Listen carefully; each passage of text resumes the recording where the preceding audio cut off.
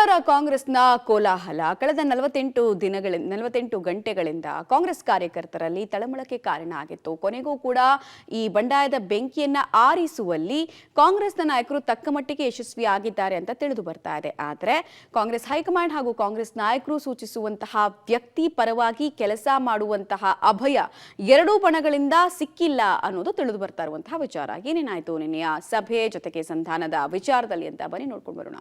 Kolar ticket ಕಗ್ಗಂಟು. CM DCM ಸಮ್ಮುಖದಲ್ಲಿ ಸಂಧಾನ ಸಭೆ ಯಶಸ್ವಿ. ಭಿನ್ನಮತ ಶಮನವಾದರೂ ಬೂದಿ ಮುಚ್ಚಿದ ಕೆಂಡ. ಒಂದು ಕಡೆ ರಾಜೀನಾಮೆಯ ಹೈಡ್ರಾಮಾ, ಮತ್ತೊಂದು ಕಡೆ ಹಲವು ಸಮುದಾಯದ ಮುಖಂಡರಿಂದ ಪರ ವಿರೋಧದ ಕುರಿತಾದ ಹೇಳಿಕೆಗಳು. ಈ ಮಧ್ಯೆ ನಾವು ಮಾಡಿದ್ದೇ ಸರಿ ಅಂತಿರುವ ಕಾಂಗ್ರೆಸ್ ನಾಯಕರು. ಅವರನ್ನು ಬಿಟ್ಟು ಇವರನ್ನು ಬಿಟ್ಟು ಮತ್ತಿನ್ಯಾರು ಎಂಬ ಬೆಳವಣಿಗೆಗಳು ಕೂಡ ಹೈಕಮಾಂಡ್ಗೆ ಕಣ್ಣಾಮುಚ್ಚಾಲೆಯಾಗಿದೆ. ಕೋಲಾರ ಲೋಕಸಭಾ ಕ್ಷೇತ್ರದ ಕಾಂಗ್ರೆಸ್ ಟಿಕೆಟ್ ಫೈಟ್ ಇನ್ನೂ ಕೂಡ ಮುಗ್ದಿಲ್ಲ. ಮಾಜಿ ಸಂಸದ ಕೆಎಚ್ ಮುನಿಯಪ್ಪ ಕುಟುಂಬಕ್ಕೆ ಯಾವುದೇ ಕಾರಣಕ್ಕೂ ಕೂಡ ಟಿಕೆಟ್ ನೀಡಬಾರದು ಅಂತೇಳಿ ಮಾಜಿ ಸ್ಪೀಕರ್ ರಮೇಶ್ ಕುಮಾರ್ ಬಣದ ಶಾಸಕರು ಮತ್ತು ವಿಧಾನ ಪರಿಷತ್ನ ಸದಸ್ಯರು ರಾಜೀನಾಮೆ ಕೊಡಲಿಕ್ಕೆ ಮುಂದಾಗಿದ್ರು. ಈ ಬೆನ್ನಲ್ಲೇ ಹೈಕಮಾಂಡ್ ನಾಯಕರು ಮಧ್ಯಪ್ರವೇಶವನ್ನು ಮಾಡಿ ಹೊಸ ಅಭ್ಯರ್ಥಿಗಳಿಗೆ ಟಿಕೆಟ್ ನೀಡುವ ಭರವಸೆ ಕೊಟ್ಟಿದ್ದಾರೆ. ಹಾಗಾಗಿ ಅಲ್ಲಿಯವರೆಗೂ ಕೂಡ ಎಲ್ಲರೂ ಸಮಾಧಾನವಾಗಿರುವಂತೆ ತಿಳಿಸಲಾಗಿದೆ. ಪರಿಣಾಮ ನಿನ್ನೆ ಬೆಂಗಳೂರಿನಲ್ಲಿ ನಡೆದ ಸಭೆ ಸಫಲವಾಗಿದ್ದು ಎಲ್ಲರೂ ಕೂಡ ಒಮ್ಮತದಿಂದ ತೆರಳುವಂತೆ ಸೂಚನೆ ಕೊಡಲಾಗಿದೆ. ಇವತ್ತು ನಾವೆಲ್ಲ ಮಾತಾಡಿದಂಥ ಸಂಧಾನ ಸಭೆ ಯಶಸ್ವಿಯಾಗಿದೆ. ಮುಖ್ಯಮಂತ್ರಿ ಮತ್ತು ಉಪಮುಖ್ಯಮಂತ್ರಿ ಹಾಗೂ AICC ಏನು ತೀರ್ಮಾನ ತಗೋತದೆ, ಹೈಕಮಾಂಡ್ ತೀರ್ಮಾನಕ್ಕೆ ನಾವೆಲ್ಲ ಬದ್ಧರಾಗಿರ್ತೀವಿ. ಯಾರಿಗೆ ಸಹ ಟಿಕೆಟ್ ಕೊಟ್ರೂ ನಾವು ಗೆಲ್ಲಿಸುವಂಥ ಜವಾಬ್ದಾರಿ ನಮ್ಮದು ಅಂತ ಇವತ್ತು ಈ ಸಭೆಯಲ್ಲಿ ಹೇಳಿದ್ದಾರೆ. ಕೆಎಚ್ ಮುನಿಯಪ್ಪ ಎಡಗೈ ಸಮುದಾಯಕ್ಕೆ ಟಿಕೆಟ್ ನೀಡುವಂತೆ ಒತ್ತಾಯ ಮಾಡಿದರೆ ರಮೇಶ್ ಕುಮಾರ್ ಬಣ ಬಲಗೈ ಸಮುದಾಯಕ್ಕೆ ಟಿಕೆಟ್ ನೀಡುವಂತೆ ಮನವಿ ಮಾಡಿದ್ದಾರೆ.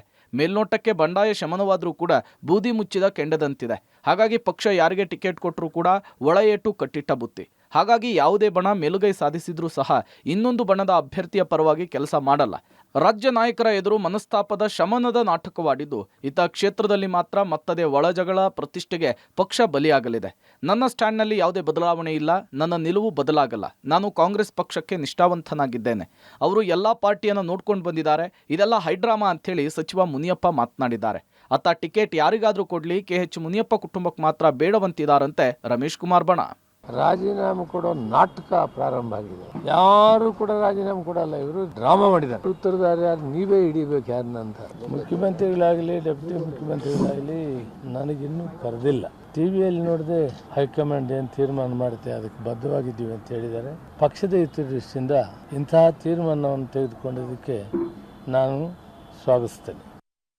ಮುಖ್ಯಮಂತ್ರಿಗಳು ಉಪಮುಖ್ಯಮಂತ್ರಿಗಳು ಅವರು ನಮ್ಮನ್ನೆಲ್ಲ ಕರೆಸಿ ಮಾತಾಡಿದ್ದಾರೆ. ನಿನ್ನೆ ನಡೆದಂಥ ಘಟನೆ ಇದು ಪಕ್ಷದ ಘನತೆ ಗೌರವಕ್ಕೆ ಕುಂದು ತರ್ತಕ್ಕಂಥ ರೀತಿಯಾಗಿದೆ. ನಮ್ಮ ವಿಷಾದವನ್ನು ವ್ಯಕ್ತಪಡಿಸ್ತಾ ಇದ್ದೀವಿ. ಪಕ್ಷದ ಹೈಕಮಾಂಡ್ ಗೌರವ ಕೊಟ್ಟು ನಾವು ಪಕ್ಷದ ಅಭ್ಯರ್ಥಿಯನ್ನ ಗೆಲ್ಸ್ಕೊಡ್ತಕ್ಕಂಥದಕ್ಕೆ ನಾವೆಲ್ಲ ಕೆಲಸ ಮಾಡ್ತೀವಿ. ಹೊಸ ಅಭ್ಯರ್ಥಿಗಳ ಚರ್ಚೆ ಆಯ್ತಾ? ಯಾವುದೇ ಅಭ್ಯರ್ಥಿ ಬಗ್ಗೆ ಚರ್ಚೆ ಆಗಿಲ್ಲ, ಕೇವಲ ನಿನ್ನೆ ಘಟನೆ ಬಗ್ಗೆ ಚರ್ಚೆ ಆಗಿದೆ. ಒಟ್ನಲ್ಲಿ ಕೋಲಾರ ಲೋಕಸಭಾ ಕಾಂಗ್ರೆಸ್ ಅಭ್ಯರ್ಥಿ ಆಯ್ಕೆ ವಿಚಾರದಲ್ಲಿ ಸಾಕಷ್ಟು ಹೈಡ್ರಾಮಾ, ಬಣ ರಾಜಕೀಯ, ಗುಂಪುಗಾರಿಕೆ ಇದೆ. ಹಾಗಾಗಿ ಇದು ಹೈಕಮಾಂಡ್ಗೂ ಕೂಡ ತಲೆನೋವಾಗಿದ್ದು ಯಾರಿಗೆ ಟಿಕೆಟ್ ಕೊಟ್ಟರೂ ಕೂಡ ಮತ್ತೊಬ್ಬರು ವಿರೋಧ ಮಾಡ್ತಾ ಬಣ ರಾಜಕಾರಣದ ತಿಕ್ಕಾಟದಿಂದ ಪಕ್ಷ ಇಕ್ಕಟ್ಟಿಗೆ ಸಿಲುಕೋದಂತೂ ಸುಳ್ಳಲ್ಲ. ಕ್ಯಾಮರಾಮನ್ ಮದನ್ ಜೊತೆಗೆ ರವಿ, ಪಬ್ಲಿಕ್ ಟಿವಿ, ಕೋಲಾರ.